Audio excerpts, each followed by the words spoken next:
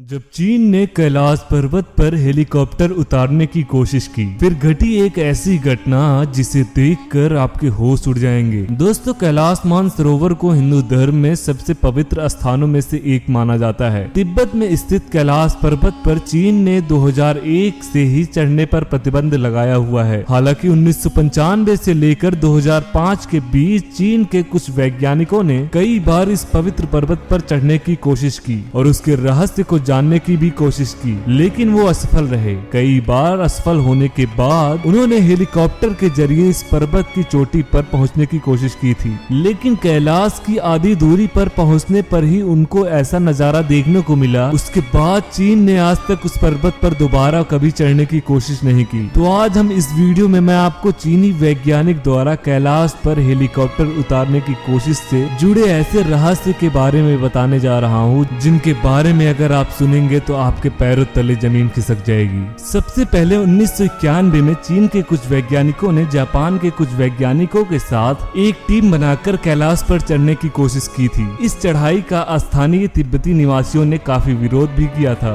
क्योंकि हिंदू और बौद्ध दोनों ही कैलाश को बेहद धार्मिक स्थल मानते हैं। कैलाश पर चढ़ने के दौरान चीन और जापान के वैज्ञानिकों को खराब मौसम के साथ साथ भयानक हिमस्खलन का सामना करना पड़ा था, जिससे सभी 17 वैज्ञानिकों की मौत हो गई थी। कहा जाता है कि इसके बाद सन 2000 में चीन के वैज्ञानिकों ने हेलीकॉप्टर के जरिए कैलाश पर उतरने की कोशिश की थी, मगर ये कोशिश भी नाकाम रही। चीनी मीडिया के एक रिपोर्ट के मुताबिक शुरुआत में वैज्ञानिकों को बेहद मनमोहक और सुंदर नजारे देखने को मिले, मगर जैसे जैसे वो ऊंचाई की ओर बढ़ते गए, उनका सामना ऐसे ऐसे खतरों से हुआ जिन्होंने उनकी रूह तक कपा दी थी। कहते हैं कि कुछ ऊंचाई पर हेलीकॉप्टर के पहुंचते ही कैलाश पर मौसम में अचानक बदलाव होने लगा और भयानक बर्फबारी के बीच हिमस्खलन होते दिखाई देने लगे। वैज्ञानिक के मुताबिक हिमस्खलन इतने भयानक थे कि जिनके कारण बर्फ के बड़े बड़े टुकड़े अपने रास्ते में आने वाली हर चीज को तबाह करते जा रहे थे। कई बार तो उनका हेलीकॉप्टर क्रैश होने से बचा। बादलों के बीच भयानक बर्फबारी लगातार हो रही थी और जबरदस्त बिजली भी चमक रही थी। इससे हेलीकॉप्टर को कंट्रोल करने में काफी दिक्कत आ रही थी। ऊंचाई बढ़ने के साथ ही वातावरण में ऑक्सीजन की लेवल कम होता जा रहा था, जिसके कारण हेलीकॉप्टर के इंजन अपनी पूरी क्षमता के साथ काम नहीं कर पा रहे थे। चीनी वैज्ञानिकों के मुताबिक कैलाश पर सभी दिशाएं आकर मिलती हैं, जिसके कारण उन्हें भयानक दिशाभ्रम का आभास होने लगा। उन्हें सारे रास्ते एक ही ओर जाते दिखाई देने लगे।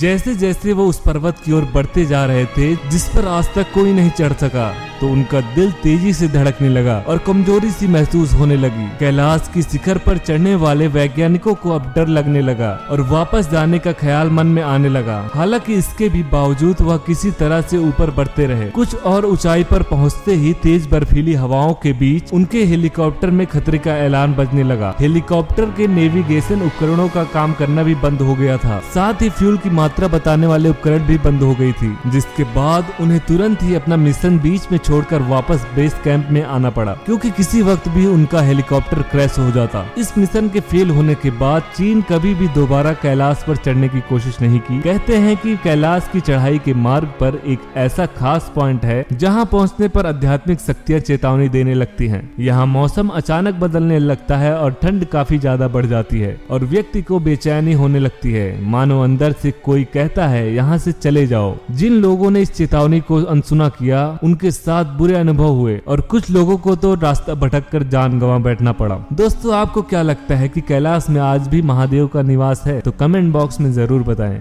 हर हर महादेव।